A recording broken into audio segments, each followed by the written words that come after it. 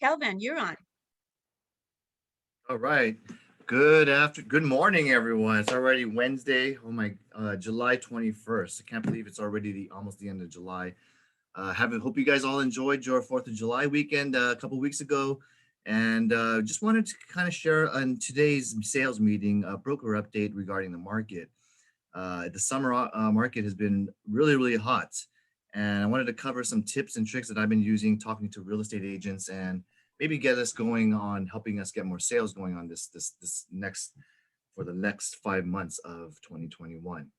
So let's go out into the slides. And if you do have any questions or anything to share, please go ahead and interrupt, and let's make this more collaborative if you have anything you want to talk about. Thank you all affiliates for being here on time and sharing all your guidance and all the cool stuff that you guys do for our clients. So we appreciate you having you here and welcoming you back each and every other week. So let's get on to the slides. I'm pulling it up. And give me a second.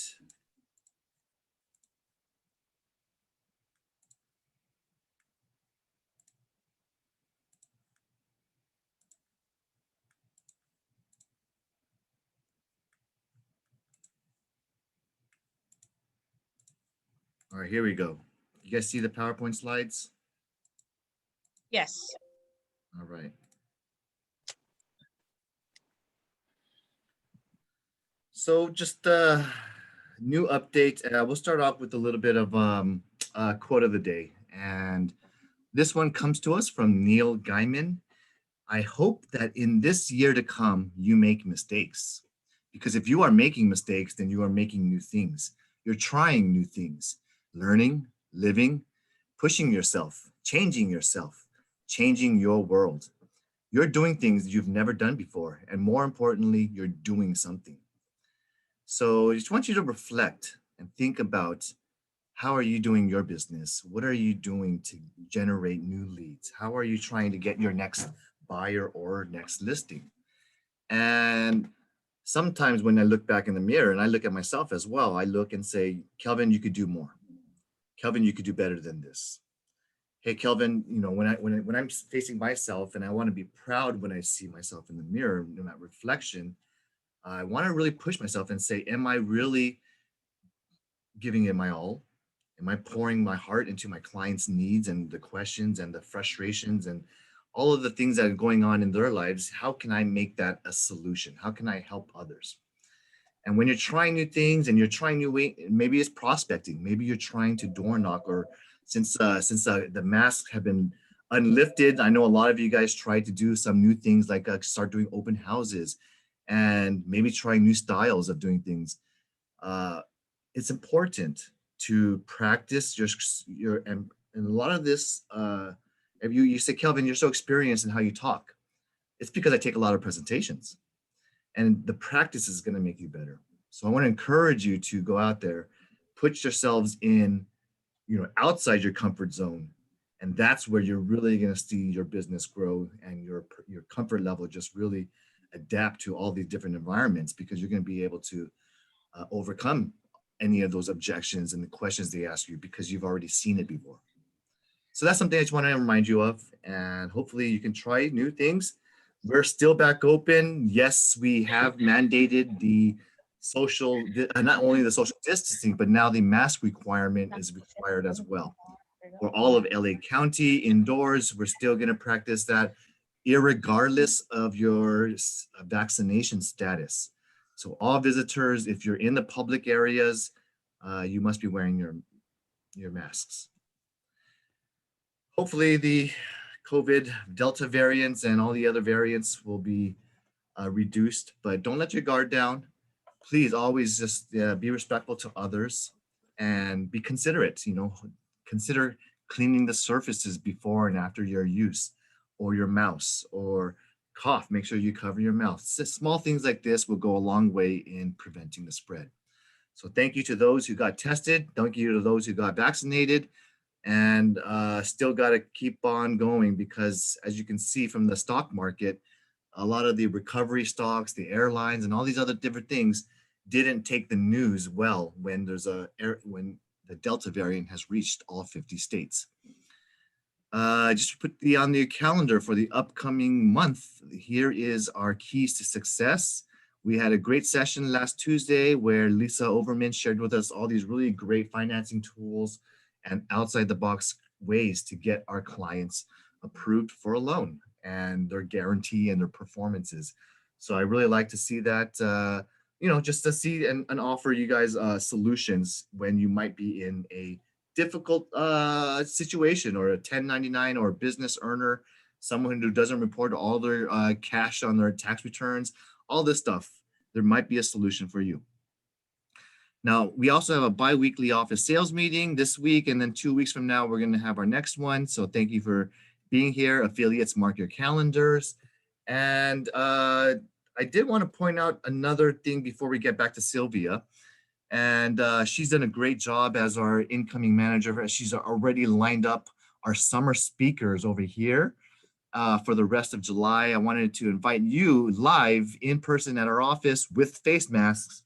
We'll be having Police Captain Colleen Flores, who's from this, used to be the captain for Arcadia, and she'll be speaking about homelessness and your safety, things we should be doing to protect ourselves, what to be watching out for in the community, and also helping and informing our clients from various danger.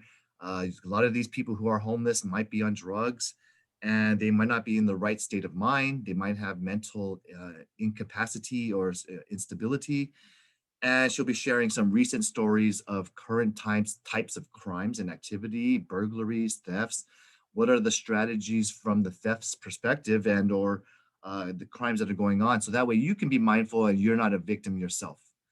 I always tell all realtors, whenever you go to a new property, a new street, new neighborhood, or even just parking your car at the grocery store or at home, check your surroundings, look around you in your rear view mirrors, and look at your blind spots, because there can always be someone who's kind of hiding, waiting for you to come out or steal your purse, or worse, kidnap you. So don't be a victim. They have, they're looking for targets.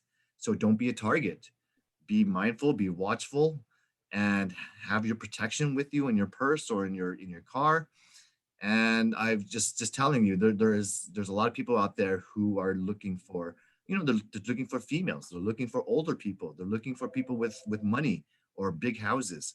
So that's some of this activity. I want you to join in Thursday, July 22nd, 2 to 3. It'll be a nice class, and nice to have an in-person speaker here at Dynasty. And we'll also do similarly, have it available for Zoom.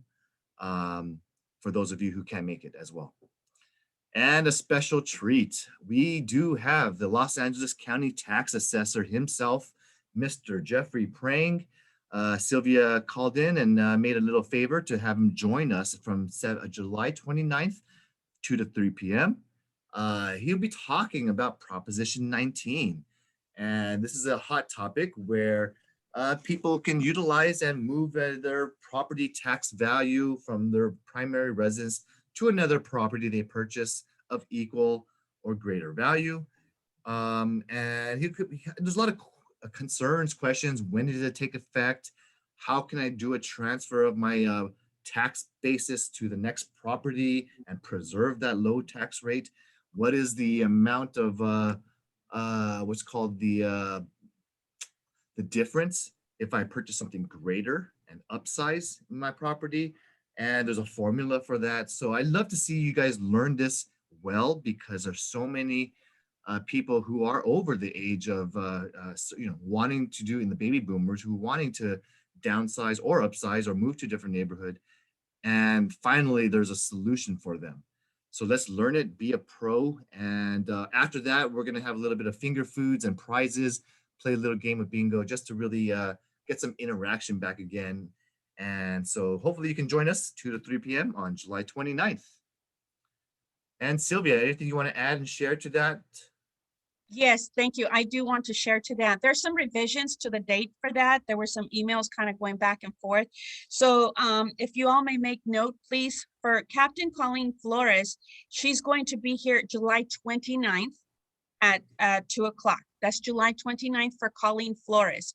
And for tax assessor Jeffrey Prang, that's been modified to August 18th. So Jeffrey Prang is August 18th, and he's going to be here from 2 to 3 on August 18th. Apologies for that. That was kind of getting the schedules with their representatives back and forth. So Kelvin, you may have missed those emails, but we're good. July 29th is Captain Colleen Flores and tax assessor August 18th. And what I do want to add, Kelvin, good words there, is Captain Colleen Flores was the lieutenant over at Arcadia PD, and she was one of my superiors. As you know, Mark and I, we volunteer for Arcadia PD and volunteers in patrol, and we're going live again in patrols, and we're going live without radios right now. So pretty much we have to stay in our vehicles because the source of communication is going to be the actual car radios. But the concert in the park series over in Arcadia is coming live, and the first one is going to be next Thursday, and we're going to be there from 5:30. Concert starts at 6:30, ends at 10 o'clock p.m. So to note in regards to what we learn as volunteers in patrol is, especially as realtors, what has sharpened my skills in walking into a property is always identify yourself. When you unlock the door, identify yourself. Shout out, realtor here, anybody home? I know Mark laughs at me and says, there's nobody here, it's vacant, but there's been several times in many different cities when we've gone to go show property and it's vacant, and you hear noise like somebody running out the back door or jumping out the window. I know in Arcadia, we had a situation where somebody did jump out the window and took off on a bike, and turned out that that home was being squatted, even though it was vacant, and there was drugs being involved in that property. So just be mindful, be careful, and you can never be too careful. So with that said, yes, Colleen Flores, Captain Colleen Flores, now over at Laverne PD, is going to be here, and she is very well spoken, highly under pressure. She's dynamic, and I think everybody who shows up in person or even watches on Zoom is going to really benefit from her expertise. Thank you on that. And as you all know, I don't need to touch base on tax assessor Jeffrey Prank. He'll be here. But after that, we're going to be playing Loteria. For those of you that don't know what Loteria is, Mexican bingo. And we're going to have some prizes provided by our very own Mary here. And we're going to have finger foods. So please join us for the finger foods. We'll probably have plastic gloves or something for you for the finger foods, you know. So yes, this is part of our live speaker summer series, and I'm very excited for that. In between here and there, we're going to go ahead and have a pop-up speaker, and it's going to be April Verlado coming back to speak on trusts, probates, terminology, things like that. We're dealing with a lot of that, forms, transactional forms, how the transactional forms are good for the transaction itself, but once the transaction is closed, then, you know, the law steps in, and we do not practice law. So on that note, I have my own tiny little mini quote, and that's just choose to be happy. The words from a manager that Mark and I want to tap on is some of the frustrations that are ongoing frustrations out in the field for everyone here. And just know that myself as well, Kelvin as well, it doesn't matter how many years you've been in this business or not, is professionalism. I know that we are very, very fortunate here. We have great realtors, you know, and in the commercial and in the residential, and everyone here practice the ethics. Just know your articles, of ethics, understand them well, and know that the simple things, returning a phone call, returning a text, returning an email. For some of you agents that go on vacation, please communicate with our staff, communicate with one of us here, allow us to be the liaison for you to be able to communicate. There is nothing worse. This happened to an agent where the agent took off on vacation. The agent did not tell the seller this person had a listing. So the client called and said, I'm not getting any calls. So, you know, and it didn't happen in this office, so you're all good. The seller tried to get a hold of his own listing agent, and couldn't get a hold of his own listing agent. So if the seller cannot get a hold of his own listing agent, how bad is that? So please don't be that person. Don't ever be that person. Just be courteous and return phone calls. Practice communication 101. We're going to have a pop-up practice communication 101 here. Any of you that like to come here behind me in the lobby and practice some communication skills, let's go for it. Thank you very much. I'm happy to always be here, and be safe. Back to you, Kelvin. Great. Appreciate all the updates. And just moving on, there's not only these classes. I appreciate and apologize for the incorrect date. I think there was just last minute, there's been a change, but we'll send out a notice, Sylvia, on the revised dates for Captain Colleen and Jeffrey Pring. Thank So you. for the AAR, they have a nice session of upcoming trainings. So if you want to join the LGBTQ, if you guys do know who that is the acronym for lesbian, gay, bisexual, transsexual, and queer. They're having a training to help you learn about a certificate from the Alliance, and you can use this on your business cards. I guess it's probably more of a awareness and training how to work with people in this community, and they get a badge. There's a disclose. And as your broker, I actually highly recommend you join this one, which is Ed Estes Jr., who's a professor of real estate from Mount Sac. And he'll be selling really the meaning and purpose why we want to disclose in our transactions. And that really should kind of overcome any of the seller's objections. Well, why do I want to disclose that I had a leak? Why should I disclose that I covered this up? If the buyers won't see it, they won't know, right? I should get a better price, right? And absolutely, yes, they might. If they don't know of any defect on the property, you might get a better price. The problem that they don't realize is they're looking at the short-term gain. They might be looking at a short-term price, but on the long term, they might be getting sued or liable for stuff that they fail to disclose and becomes discovered. And that's more important, is on the long term, you don't want to be going through a litigation or complaint, or hey, they opened up something that you purposely, intentionally concealed. That's going to be a big nightmare. So hopefully you can learn this, join this, learn what the risks are, and become a better professional for your seller or your clients. And then you got CRMLS training over here. They'll be talking about the Cloud Agent suite of products, and those are really great. I use Cloud CMAs all the time. If you want to get yourself into some nice broker training on my YouTube channel, you can always check in 24/7. Just type in my name and you'll find a lot of my videos recorded over there. And for those of you who are doing rentals, I encourage the utilization of Rent Spree to help you and prevent you from the liability of answering problematic or potentially discriminatory remarks when the clients ask certain questions or tell you and complain, how come I didn't get acceptance? I'm a good client. I gave you everything you needed. And they're going to not get happy, and then you're going to be in the middle of a pickle. So I'd rather you just go through one simple process, one standardized application process, and let the landlord make the decision. So if you need the link to our Dynasty Agent resources, I just uploaded a market update from June of 2021 to the June of 2020. It's going to show you all of the city's variances from year to year change. And we'll cover a little bit of that today. I want to kind of just give you some economic updates since it's been a while. I like to do this every quarter and share with you guys some of the things and trends that I'm noticing, since I follow and I log into my MLS every single day. I create a hot sheet. I follow San Gabriel Valley very well. And that's the area that I choose to work in. And you should be choosing the neighborhoods you want to be working in. So here's my update and some suggestions for the summer. Ask yourself, as you're a professional, you're a realtor. So I hope you can ask yourself and really give yourself, and please, if this is a time where we're collaborating. So let me ask you, what are you noticing in the marketplace today? Is this still a hot seller's market?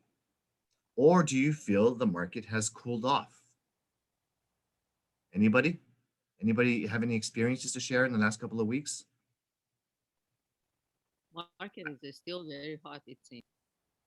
It is still very hot. I saw Sylvia shaking her head. It's hot as well.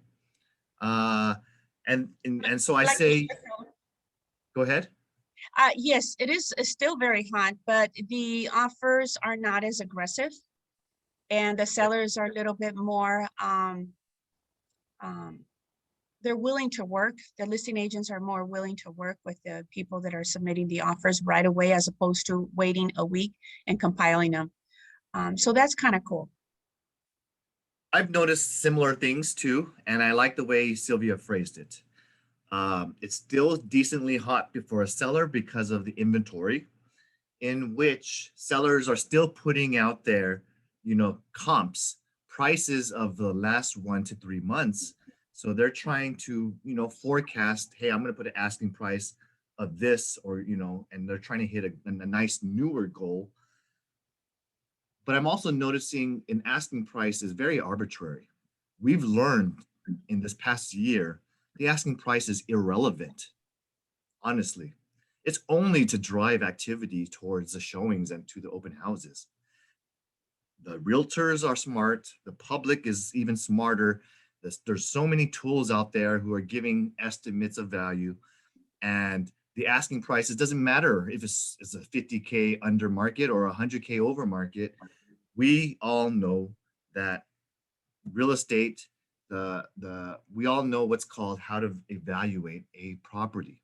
Okay, it's not just the asking price. That's just something to drive activity. I've noticed some agents are putting really low prices out there, and it's creating a frenzy.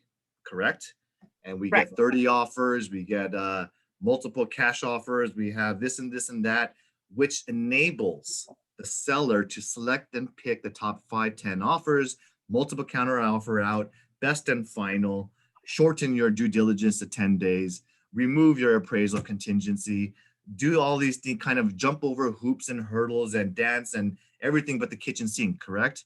So in those instances, yes, if you have something that's way under asking price, you have to expect you're going to go through that kind of frenzy. You got to educate and prepare your client to mentally prepare to go over asking and kind of cut to the chase. Okay. So if you want to do stuff like that, I've seen some strategies where buyers would,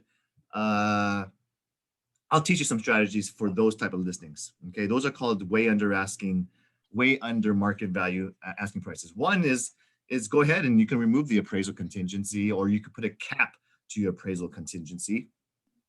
And how are you going to do that? You can say, oh, buyer is, both parties mutually agree to uh, adjust the purchase price in the event of a low appraisal. Both parties agree that the purchase price to be $20,000 above the appraisal value. Okay.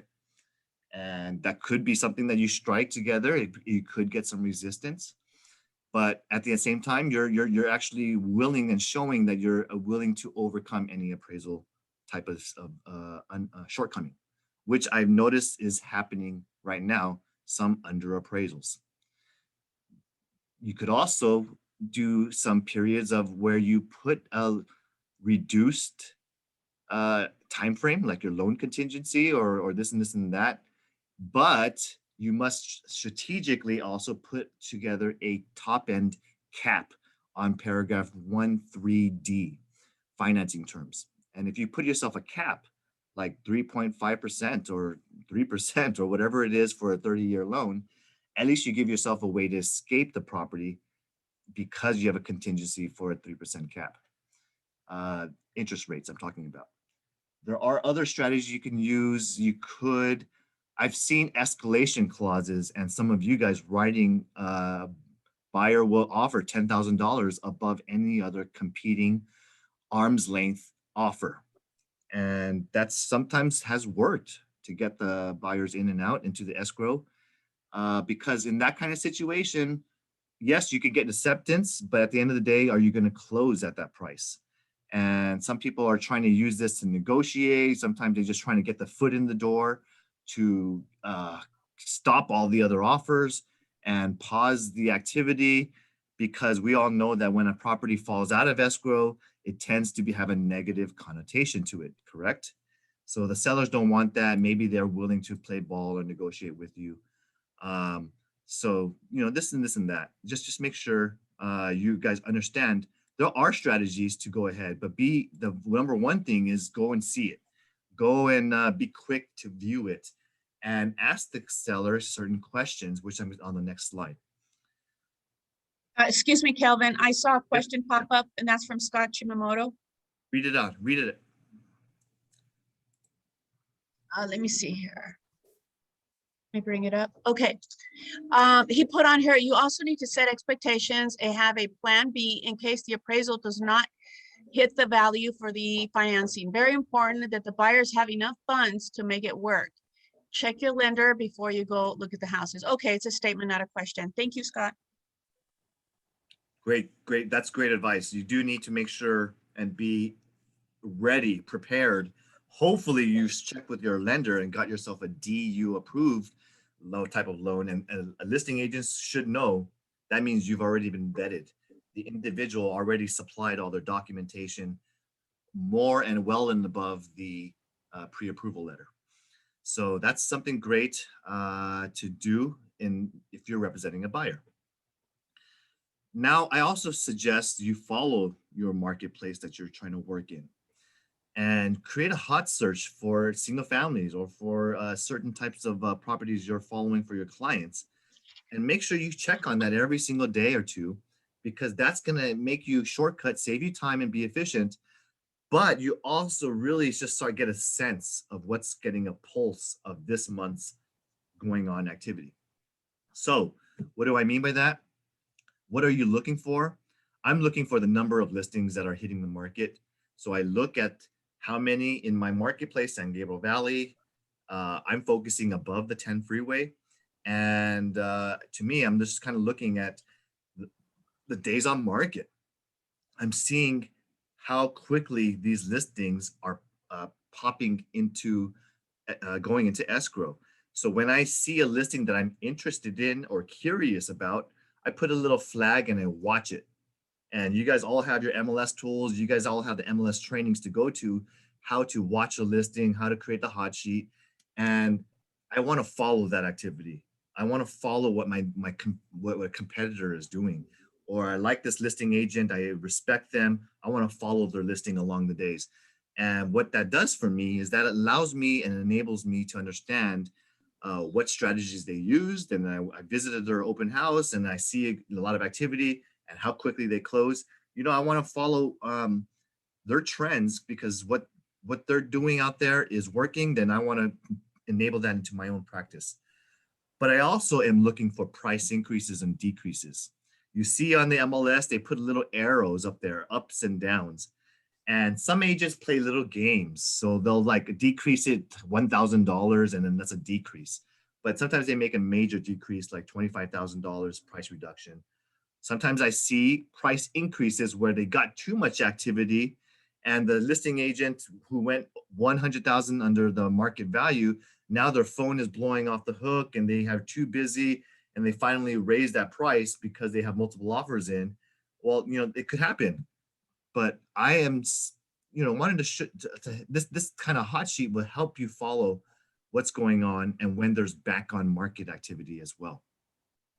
Do you see significant price reductions that are in your neighborhood that you're following? Because if you see these trends happening, if you see more and more price reductions, if you see the days on market climbing to 21 days or longer, that is telling me the market is correcting itself, it's cooling down, and that is what I'm noticing here in San Gabriel Valley. So let's go to the next slide. How do I notice this? I do see a lot of supply. I emailed you guys last week. I'm saying, and I told you guys, look at the inventory. There's a ton of new listings out there, more stuff to sell, and that's telling me there is going to be options. And when buyers have options, they're going to be able to slowly correct the valuation of pricing, because sellers are not going to be getting 30 plus offers on their condo or their single family house anymore. maybe they'll get 10 offers. Maybe they'll get 8 offers, which is less competitive, and they're going to have less leverage when they're sending out counter offers for their best and final. Okay. So that's the good thing, and know what are the negotiable points. Everyone thinks it's all about price. That is so incorrect. Okay. Obviously, price is a significant term, but there are so many different strategies in overcoming and making yourself comparable to someone else. Because ask that agent, oh, you got a great price. Wow, that's great to hear. Congratulations. But is that client have 40% down payment? Are they cash like my client? Are they having a 21-day loan contingency and tying you up? You know, the market's kind of dipping right now. 21 days later, if they don't get that loan approved, or if it doesn't appraise at their very high price, guess what? You're now in a new market and you have a negative connotation to your listing back on market.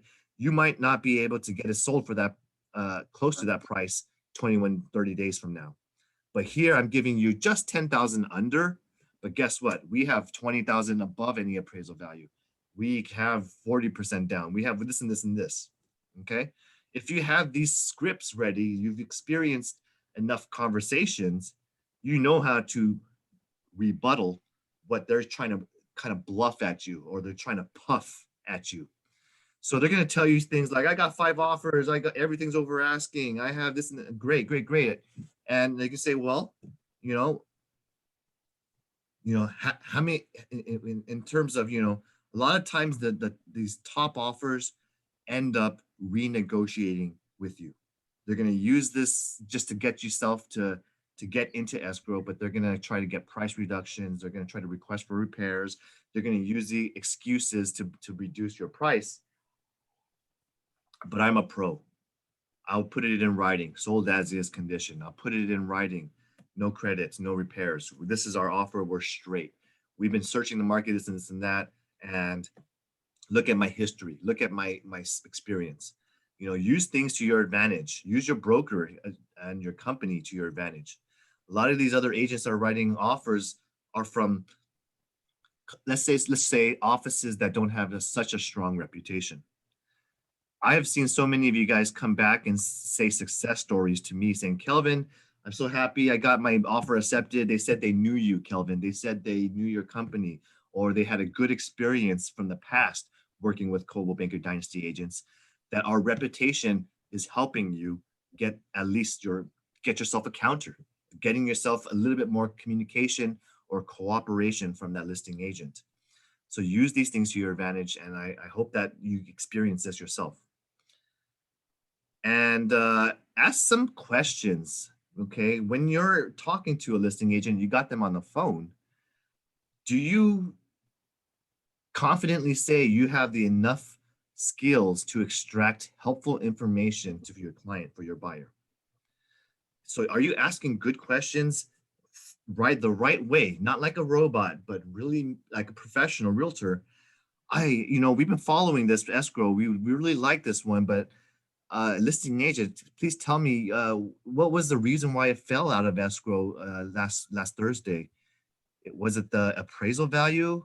And then was it the condition, or then open leap? Just shut up. Let them respond back. Let them share whatever excuse it was that they're going to kind of present. What are the, I know you got lots of, congratulations on your new listing, Mr. Listing Agent. My buyer's been very serious. We've been searching for the past 3 months. I believe this could be the one. Can you share with me, what are the seller's goals? What are their preferences in selling? Is there anything that I can do to make my offer more attractive to your seller? Listen to them. Now, what is your selling strategy? Are you going to be having a deadline for presenting offers to the seller? Is your strategy going to be to counter best and final to the top offers? Or are you likely going to be selecting an offer, this week? Or are you presenting the offers case by case?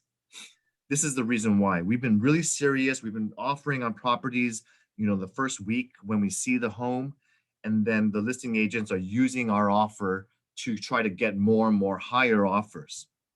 but we don't want that to happen. So if you have a deadline, I'd like to submit it right before that deadline, and at least have the opportunity that where my offer that I'm giving to you with good faith is not going to be used against us. Is that fair? Okay.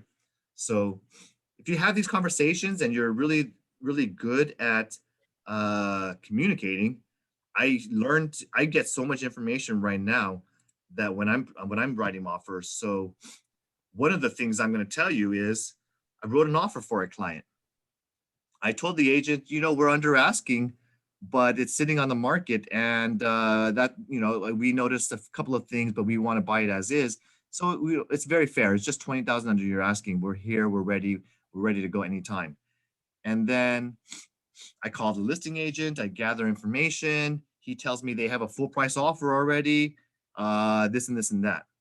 And I say, okay, are you going to counter us? I can work on it. Just send us a counter. I can get my client to come up a little higher. Okay. And long story short, I follow up with the agent a week later, and I call him up and I say, you told me you had full price offer. What happened? And we're still here. Hello. And 2 weeks later, he just said, oh, the seller's reviewing it. They've been out of town. I follow up the next week. They tell me, oh, yeah. Anyway, what I'm telling you is there are certain agents out there are not ethical, like Sylvia mentioned, the code of ethics. And I just found out that this is an unethical agent. I don't want to deal with this brokerage anymore. And he keeps us claiming and puffing that they got full price offers and this and this and that. And essentially, I can just tell they're not wanting to present other people's offers. And they're really just trying to either double end this, or they're not going to cooperate. And there's a brokerage that does not have a great reputation in San Gabriel Valley, where I just don't feel comfortable in writing them any other future offers. So there are certain agents out there that will lie to you. Okay, expect people to be not honest. Okay, so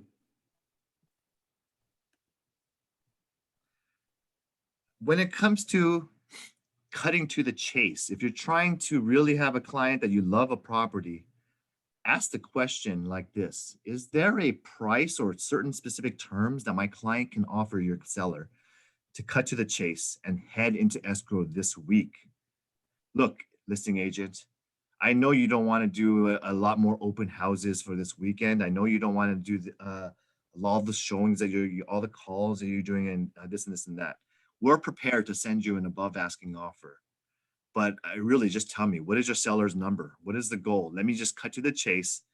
And the reason why is because we just got a counter back from another property we liked, but my client told me after viewing yours, we loved yours better. If you can cut to the chase, we'll write you an offer. We'll put a 1-day deadline. I'll put the terms that you tell me that you need, and let's cut to the chase. Okay? You can kind of tweak it to your situation, but a lot of times I've been able to cut to the chase and cut off that open house, because when you cut off that open house, you cut off competition. So if it's the first few days and you know you love this home, cut to the chase. This might be a good strategy for you. I had a couple of comments on here, so I'll pull that up before I do my market update. Let's see here. Some people are saying, Kelvin, while you're sharing that, can I ask you a question? Yeah. As a listing agent, can you share with the group, you being the listing agent and cutting through the chase, you receive a phone call and you have XYZ agents calling you from everywhere. You have colleagues, you have friends, everyone has solid buyers, everyone has solid offer. Cutting through the chase, how do you prevent from bidding it up and making it an auction format? The last bullet point was what I used recently. So I asked the listing agent, but you're the listing agent. You're the listing agent. So you have a buyer's agent calling you using all these tactics, great tactics that you've shared, which I use myself. Okay. How do you from the prevent listing that? agent perspective to extract value and cut to the chase on the list side to protect the seller? Here's what I would say. Hey buyers, which buyer are you? I'm sorry, I had lost so many calls this past week, but yes, it's a fifth day on the market. I'm happy you guys saw the property already. What are your thoughts? How was your impression? Does your client like it? They're gonna say yes, we want to write an offer. Great, great, great. Well, and then and say, I do have open house this coming weekend. It's going to be the first or second open house opportunity for the public to see. And then they're going to ask you, well, what's it going to take? We love it. We love it. What can we do? Right? That's your question. Yes. From my perspective, I say, look, I already planned for the open house, and it's, I've been having a schedule that's a full schedule of agents that want to bring their clients during that weekend. It's the best opportunity to view it. But if some of them are already trying to see it right away. I don't have offers right now because it's so new. But at the end of the day, look, our asking price is very, very reasonable. I coached and educated my client through the comps that this is the price to drive a lot of activity, and it's working. Again, the seller has goals of selling this at this price. And I'll say, my listing was at 2 million. I listed it at 1.95 on my Arcadia listing. So 1.95 million. And I said, the seller has goals with something with a number with a 2 in the front. So I can tell you that's probably where you would need to be at a minimum, but it's very hard to say what exactly the specific price. But if you do reach 2.1, I believe that's a very strong offer that I would very persuade my seller to work with you guys. Okay. Or I could kind of say and phrase it something like this. And I could phrase it something like, if you want to write an offer and kind of prevent the multiple bidding situation, I get it. I'm in the market. I have buyers that I represent, and a lot of times there's just a ton of activity, ton of multiple counter offers going on, and we end up playing a game of cat and mouse and chasing the this and this and that. So again, you said your client has good down payment and good this and this and this, correct? Okay, how about your lender? Have you already had the discussion with your lender and this and this and that? If I get the sense that the buyer's agent is well qualified, prepared, experienced, and has all the ducks in a row, look, if you're going to write an offer and you want to stop our open house this coming weekend and you want to get into escrow this week, I'm going to need a significant above asking offer that I can present to the seller that will make them feel comfortable with you guys, because they do have, because this is still just a fresh listing, it's only been exposed for 4 days on the market. They are probably likely wanting to see what kind of activity and responses and offers they will receive. But I know the market, you know the market, and we can comp this out at $500 a square foot. That gives us a price of 2.08 million. If we do that, and I show you the comps, I give it to you, the comps that I pulled, you do your comps and homework. If you can give me an offer at 2.08 million, I think I can call the seller and talk to them about just getting this into escrow. But you got to get my terms. Seller's choice on this: 14-day due diligence, loan contingency, reduce it, waive the appraisal contingency, let them know what your expectations are, sold as is, no repairs. You can ask for termite, but let me cap the termite at $2,000 only for repairs. So if you're doing it like that, you give them a number that your seller will be jumping for joy at, and see what they can come up with. Maybe they'll get you 2.06 million. Maybe they'll come very close to that. And if you don't accept that offer, guess what? You have in hand a strong offer that your seller didn't want to take, and you could present it to the open house people. I got a strong offer. We're over 2.05 million already. It's in my hand, and I this and this and this. You can use that as leverage to the public, and that will basically, in negotiations, help your seller extract maximum value, because you can confidently say you have an offer in hand that's very, very strong. Okay, So that's how you do it. Does that make sense? No, it makes perfect sense, and I appreciate that. As a listing agent myself, when I get calls and I have people pleading and begging, and they all have really strong terms, I just basically tell them, in a short capsule term, give it your best shot. Give it your best in terms and in price. In case you're not counter offered, you don't regret the opportunity of not being considered, and that's it. On the buying side, my clients have me have them sign a confidentiality not to disclose their terms and their price. So that way the listing agent will not share that with the other side. And there are some agents that are just going to do what they can to get the message across.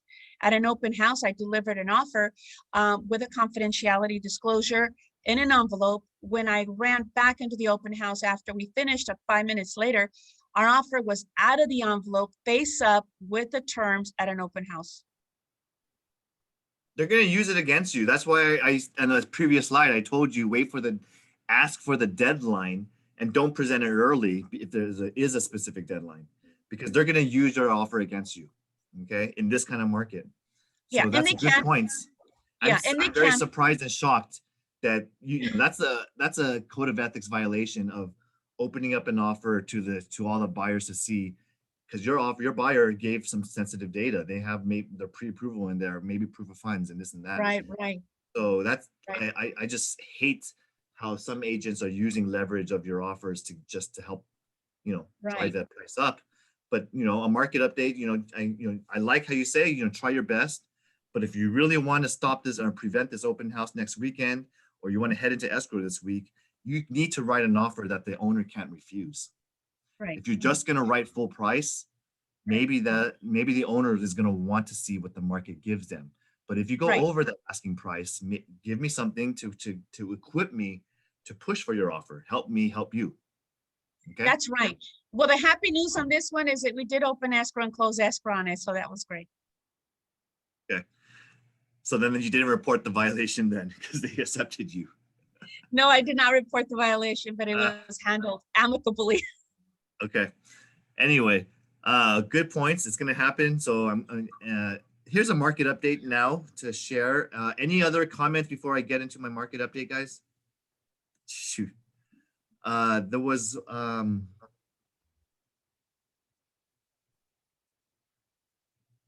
okay, here we go.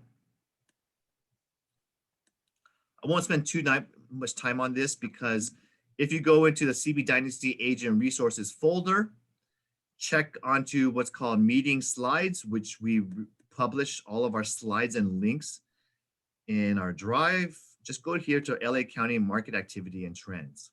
So I already pulled that up, and this is as of June 2021, the end of June, of all the market activity and trends provided courtesy of Chicago Title for LA County. Please note, this is not San Gabriel Valley. This is all of LA County. And you can see here the sales activity and reference from as what's called last year to this year, month to month changes. And they are separating this from single families and condos. So just to give you that background, let me try to make this more of a full screen situation.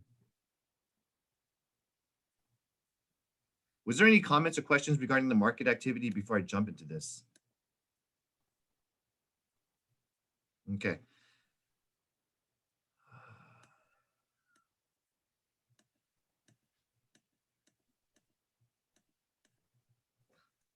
Okay, you guys see my slides, right? Yes. All right, thank you. So obviously you can see the single family residences on the rise since January of the year. You've been seeing a quite uptick in number of sales in Los Angeles County. And when you look at this percentage change month over month from the past couple of months, January, February, March, April, May, June, these numbers are just the counts, okay? So it's easier from the graphical perspective. I'm just showing you from the single family range trends. Prices have been steadily increasing in the single family and in the condominium environments. So we have seen what's called the peak sales activity, as well as the peak pricing valuations in the market for LA County. Now, what I'm seeing here in terms of year-to-year sales is a comparison from single families, let's say January, even December. Every single month, you've had more counts of sales in Los Angeles County than in 2020. But the numbers don't lie, but the numbers can be skewed. And as an economics, I can tell you, well, during a pandemic in 2020, there was a lot of people who didn't want to go out of their house. They were just stuck in the hermit, staying inside and just shopping online. So a lot of people had lost their jobs. A lot of people weren't working and couldn't buy homes. That is why 2020 had low number of sales. Okay. And that could be true. There was very limited inventory during the pandemic. People were afraid to open up their homes to strangers, fearing the potential risk of COVID. So yes, the numbers are skewed, and that is how I interpret data, giving you information how to interpret data when you explain this, because you could do the same stuff for any different city. And I'll teach you that real quick. Condos as well have the same trend. More condo sales in 2021 than in the same period in 2020. So what's interestingly is April, May, and June, this is double the numbers. In this month, it's triple the numbers. So you're seeing here that there's tons of condos selling, and there is a wave of people leaving and selling their condominium, moving away from close quarters, probably towards single family or into more rural suburban areas or outside the state. Now, what you're also noticing is the ranges of values. This is, I'm gonna skip the slide. It just kind of tells you the breakdown of where people are buying, whether they are in the 550 to 750K range or in the $1 million range. And by city is more important. I want to share and focus on certain specifics. This is a comparison. If you look at the orange, it's single family homes and condos. And this is a number of sales in the month of June 2021. So looking at this, you can kind of see here in Alhambra, 91801 is a nicer neighborhood, and it has a higher median price. And you can see here it's around $690 a square foot, which is absolutely high in the median price. So that's a big year-to-year change. When you're looking at condos year-to-year change, it's big rise. Typically, you're going to see condos much less value than single family. And you're also going to see that their price per square foot is lower. You're also going to see less appreciation in condominiums. So I focus more on the single family because that's something just because that is the new trend.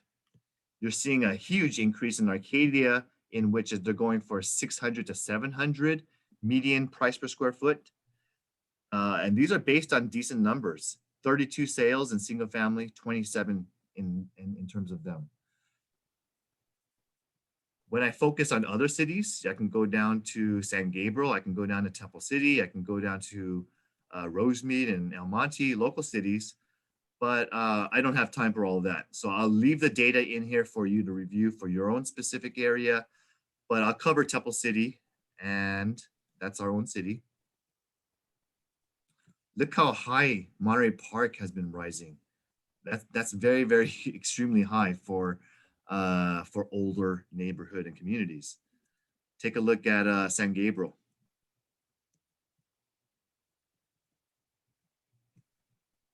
$944 and $917. This is $629 a square foot, and $9176 is 30. This is ridiculous.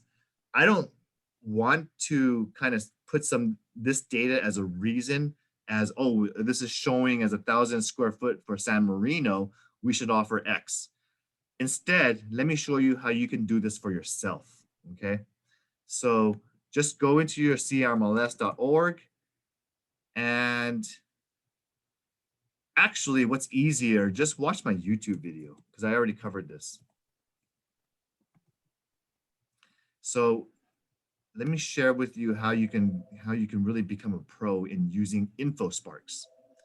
So I go into my YouTube channel and I just type in my name, Kelvin Chang, and jump into my session on InfoSparks. So I'll click on my channel, go to my videos, and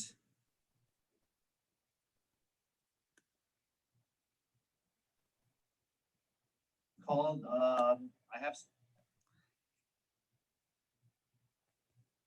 I believe it was this video here.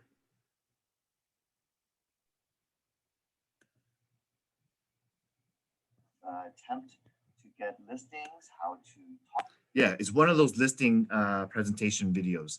I used InfoSparks to help me essentially educate my client on what's going on in the market. So I did it specifically for the neighborhood. I did and cross-reference Highland Oaks schools, and cross-reference the entire Arcadia region. And that was something that was very useful to me winning my listing presentation against a top Arcadia agent.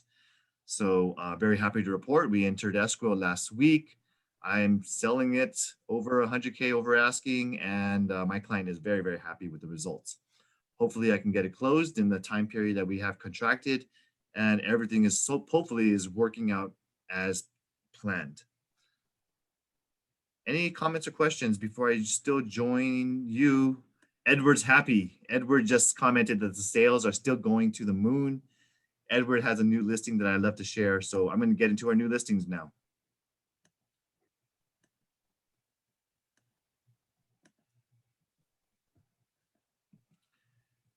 All right. Like our Instagram page, like our Facebook and YouTube channel. I appreciate your support.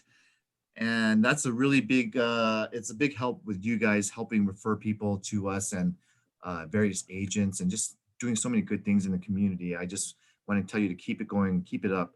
I respect what you guys are doing out there in the community. When you're doing your open houses, you can go ahead and use a sign-in sheet. Guess what? That helps you capture their information of the buyers that are coming in.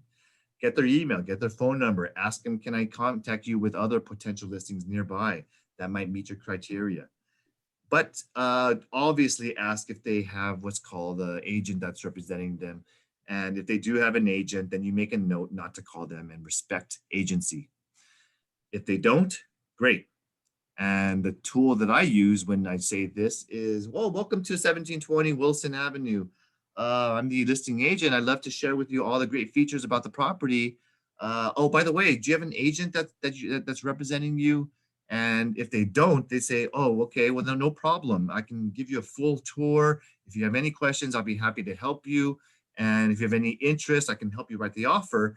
But at the end of the day, if you don't have an agent, it's very important to help you have a great agent represent you. If you're really serious about buying, it's important to do several things like get yourself pre-qualified and pre-approved, as well as have an agent helping you find properties before they hit the market. I'd love to be that agent for you. I get access to off-market listings before they coming soon, and this will help you beat the competition. What are you looking for? Can I get your name and number so I can give you a call later on and really go through a proper consultation so that way I don't waste your time and I know exactly what you're looking for. Boom, capture their information, give them a call and follow up. Now, when I have this sign-in sheet, I use that as a requirement to stepping in. Due to the new mask rules, you have an opportunity to tell them to, what the rules are for the listing. And one of the rules could be to sign in, okay?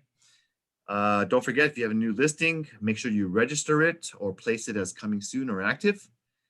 And jumping to our new listings, I'm very excited to share Michael Liu. He's got a new listing here for lease, $3,000 a month for a big 2,100 plus square foot single family on Bighorn Peak, Rancho, Cucamonga.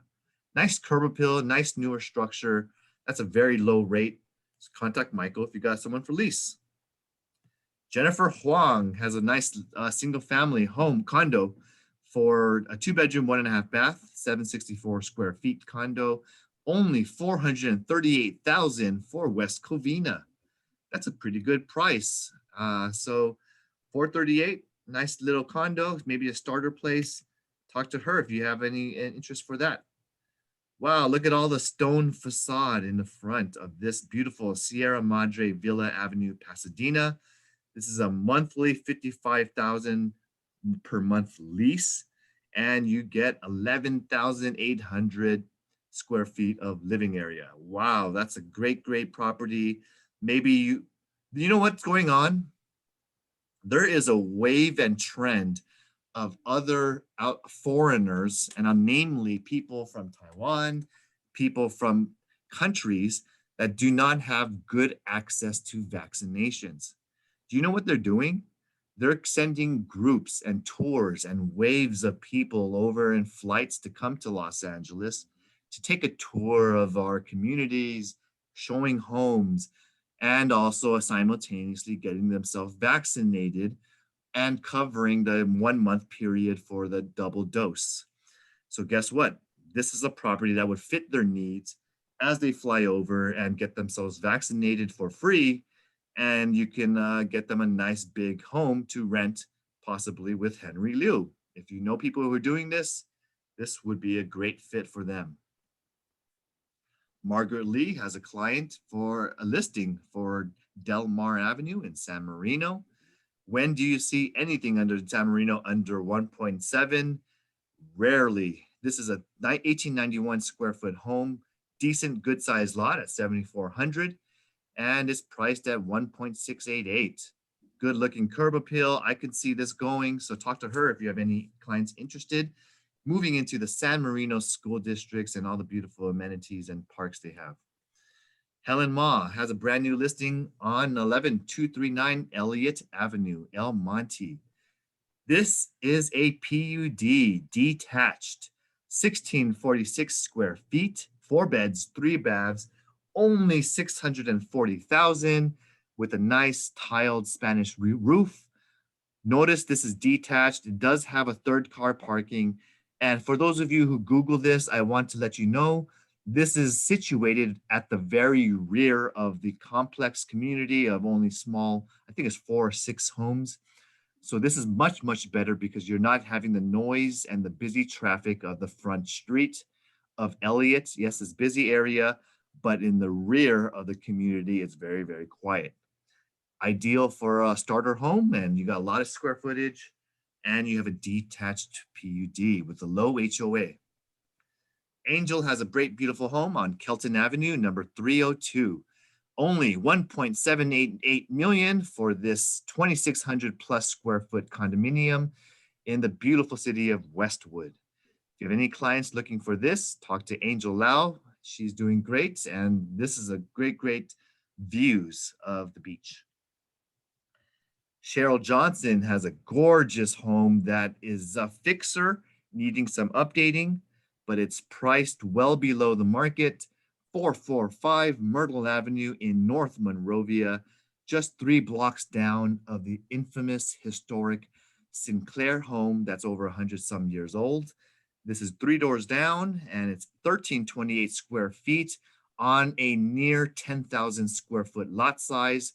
I visited last week, played the piano over here, and was very able to see the gorgeous layout. They got a small art studio next to the garage. They do have a decent sized home that could be maximized to something closer towards 3,000 square foot living area. You could go 2-story, you could do ADU potential, and I expect this to go over asking.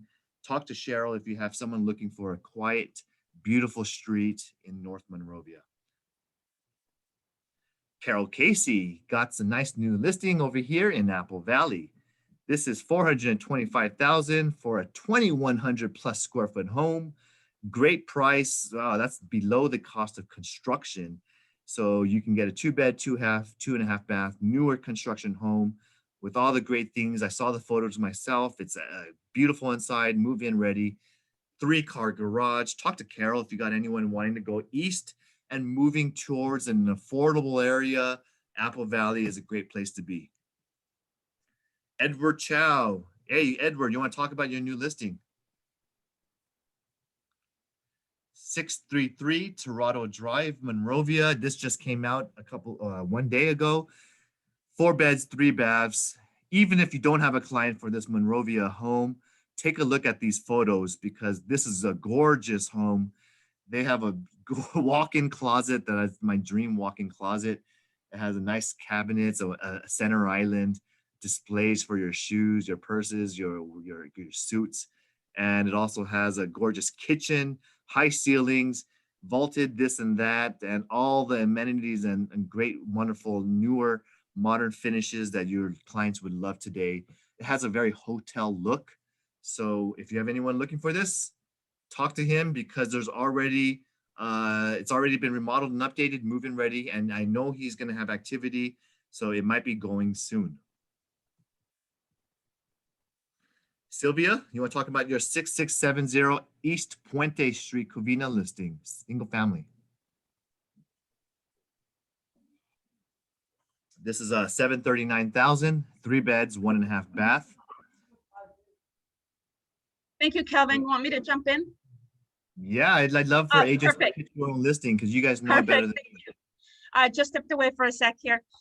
Okay, so yes, this one is coming on. It is held again due to the city architect and city permits. This is a total permit home that was repositioned from one side of the lot to the other side of the lot. Just the relocation and the foundation, the seller paid $45,000 on that. The front porch there, what's really interesting about this property here is there's not another one like it on this street. It's an eye opener.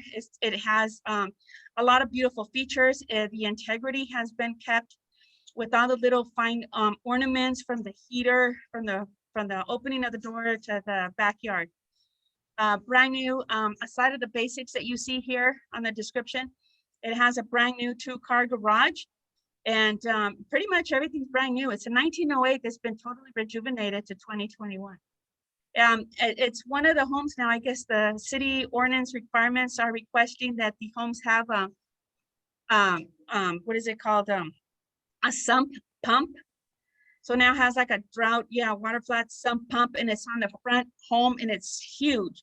So now what the city's having them do is remove the grass, reposition the trees, and put other type of agriculture there in the front. So they're kind of going back and forth, but agents, please let me know if you want to see it. I will go ahead and give you the instructions. Thank you, Kelvin. Yeah, for those of you who are in construction and building properties, a lot of the cities like to see drought-tolerant plants here in Southern California because it conserves water. We're in a drought. We've known California as a desert. We import all of our water from Northern California, which ultimately comes from the Colorado River and all that stuff. So anyway, you need to hopefully it's a waste to see all that grass go, but anyway, that's a requirement from the city to get the approval. Then we've got to do what we got to do. Nancy Liu and Amy Toe are tag team this condo here in Northridge. Congratulations on your closing. Very happy to see you guys get it sold at $700,000. Great tag team duo over there. Tani Kai, she just closed 1319 Crumley Street in West Covina for $730,000.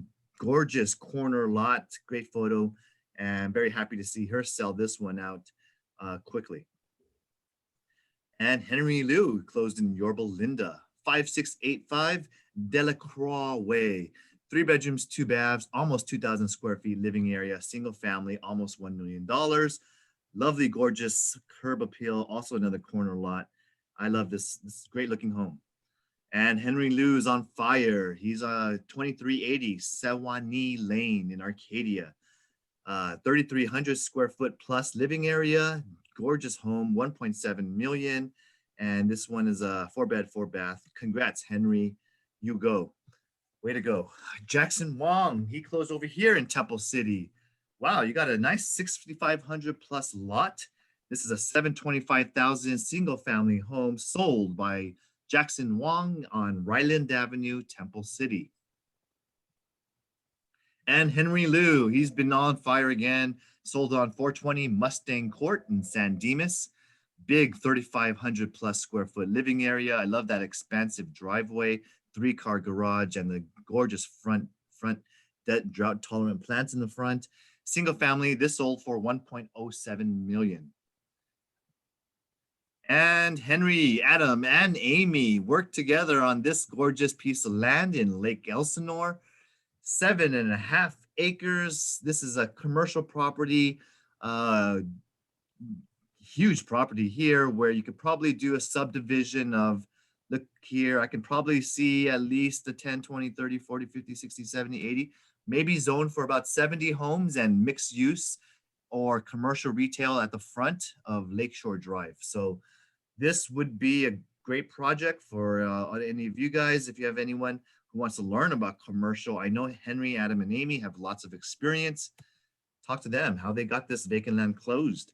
Michael Liu has another commercial property. This is a multi-family commercial 6-unit apartment building, 38 square feet living area, sold for only $917,000 in the city of Pomona. Wow, that's a great deal. This is only $150,000 per unit. Looks like a decent maintained structure. So great job, Michael. You got this one closed under $1 million. And Henry Liu got another commercial going on. This is 5074 Cartila Avenue in Rancho, Cucamonga. This is a lot of 27,300 vacant land, and this sold for 565,000 with gorgeous mountain views. Lawrence Lau sold 2525 Foothill Boulevard in Pasadena. It's an office for 2,070 square feet retail per month. So congratulations on this new retail lease in Pasadena. And that's not Lawrence Lau. That's Doreen's photo in there. I apologize. This is Lawrence Lau.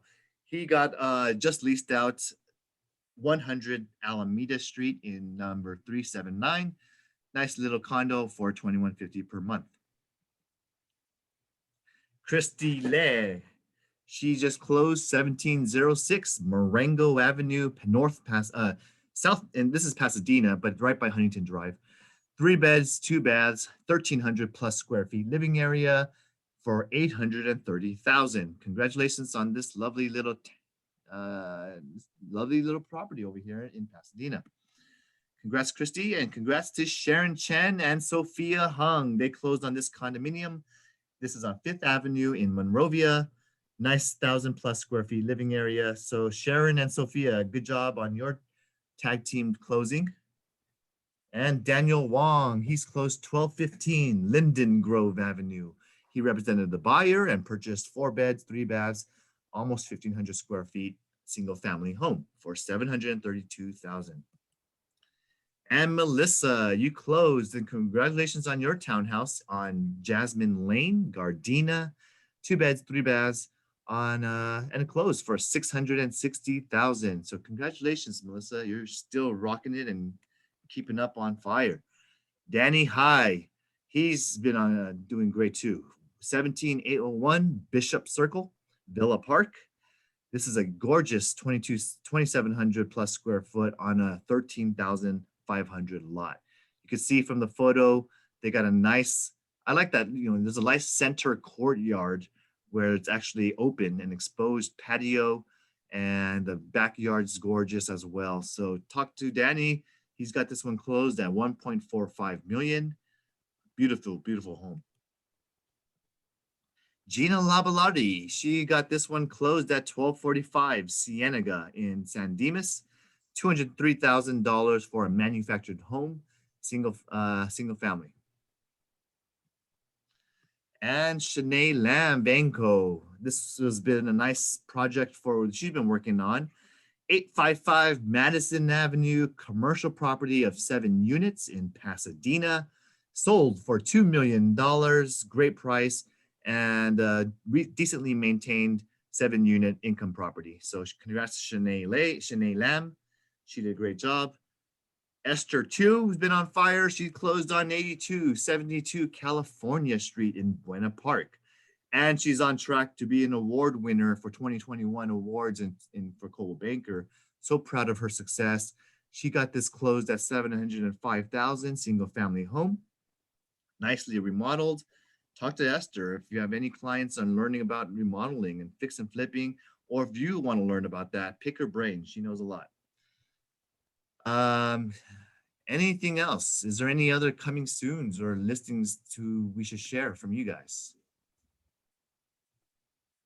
Anything you're working on? I have Needs and one wants? coming. Sure, go ahead. I have one in San Bernardino, 3-bedroom, 2-bath, under 2,000 square feet, north of the 210 freeway, coming up 9,800 lot size, very clean neighborhood, and it's coming up for 385. It'll be on the market today. Awesome. Thanks for that. Happy to get your new listing. And if there are no other new listings, I'm sorry we're going late today. It's already been a long meeting. So anything else you want me to help you with in your business? I can stop recording once I say anything off topic or off recording. All right, thanks for being here, everyone. Have a great day and Have a great day. Bye, everyone.